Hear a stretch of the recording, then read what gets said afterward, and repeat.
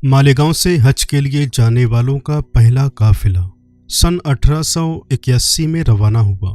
मीरे काफिला मोती तालाब के हाफिज अब्दुर्रहमान थे। ये वही हाफिज अब्दुर्रहमान हैं जिनके वालिद अमर सिंह गैर मुस्लिम थे और यूपी में भदोरी नाम की एक राजपूत रियासत के वाली थे। दीन इस्लाम की दौलत से मालामाल होने के बाद ख़ानदानी जाओ हशमत को छोड़कर मऊ ज़िला इलाहाबाद को मस्कन बनाया। बाद में अमर सिंह का इस्लामी नाम रहमतुल्लाह रखा गया।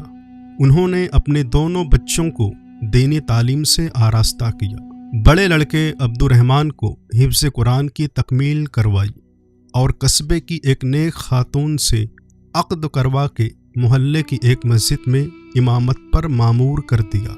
6 लड़कियों में से 4 की शादियाँ मऊ ही में मुनासिब लड़कों से करा दी।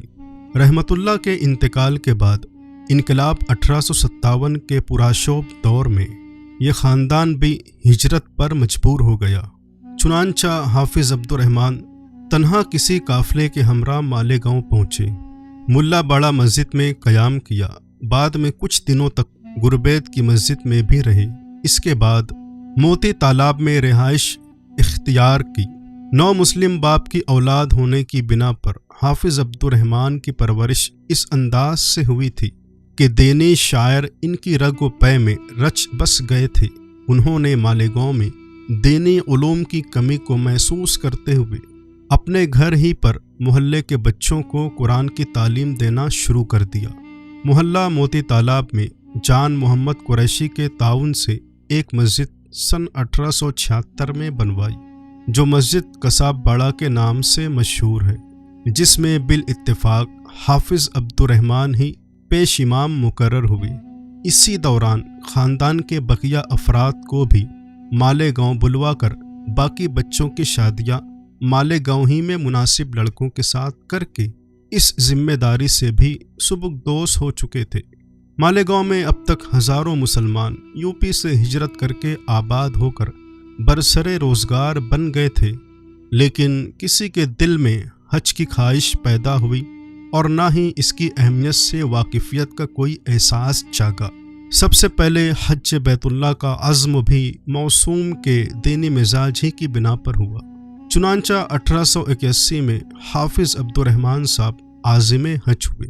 उनके हमरा बीवी, बहन और बहनोई मोहम्मद यूसुफ, हारून और सियर के परदादा, मोहल्ला के इलाही बख्श माँ बीवी, हाजी बाबू मुकीम के दादा दादी के अलावा 4 अफराद और थे। कुल 10 आदमियों का ये काफ़िला मुंबई से बजरिया बादबानी जहाज़ हज के लिए रवाना हुआ। आदन की बंदरगाह पर उतरकर खुश्की के रास्ते यमन होते हुए ये काफ़िला मक्का रवाना हुआ। दौरान सफ़र बहनोई मोहम्मद यूसुफ के लड़के की पैदाइश हुई। बच्चे का नाम मोहम्मद रखा गया। जच्चा व बच्चा की सेहतयाबी के पेश नज़र चंद दिनों के लिए सफ़र को मुलतवी करना पड़ा। रास्ते में कज़ाकों से मुठभेड़ भी हुई। बड़ी मुश्किलों के बाद हज के 3 दिन बाद मक्का पहुँचे। मजबूरन ये काफ़िला साल भर वहीं रुका रहा। मक्का में क़याम के दौरान हाफिज अब्दुर्रहमान ने हाजी इमदादुल्लाह मुहाजिर मक्की रहमतुल्लाह अलैह और मौलाना रहमतुल्लाह किरानवी के कायम करदा मदरसा सौलतिया में रहकर उन बुज़ुर्गों की सोबत का खूब फ़ायदा उठाया, खुसूसन कुरान पढ़ने का दिलकश अंदाज और खुश इल्हानी।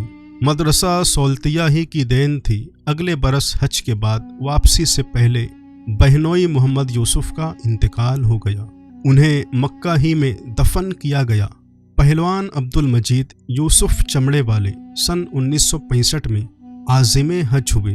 उनके साथ नयापुरे के काबिल सेठ मुस्तफ़ा बफाती, अब्दुर्रहमान 62 वाले, किला से खलील सेठ, बदर का बाड़ा से मुस्लिम हज़रत अकबर अमीर, इस्लामपुरा के मोहम्मद इब्राहिम कलर और बिरादर बाग के सिद्दीक फ़ारानी वगैरह कई हजरात शरीके हज थे।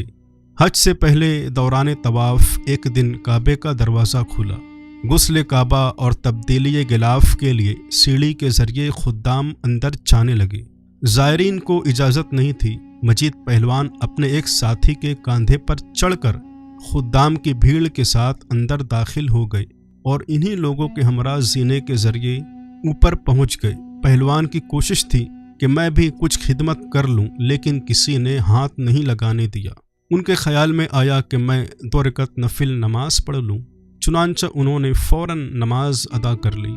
ये शायद पहले शख्स है जिन्होंने काबे की छत पर नमाज अदा की। इस वाक़े के रावी खुद मजीद पहलवान हैं, जबकि अभी कई गवाह मौजूद हैं, हयात हैं, जिंदा हैं। उम्मीद है कि आपको वीडियो पसंद आई होगी। ज़रूर लाइक करें, चैनल को सब्सक्राइब करें ताकि इसी तरह की वीडियोज़ हम आगे भी लाते रहें।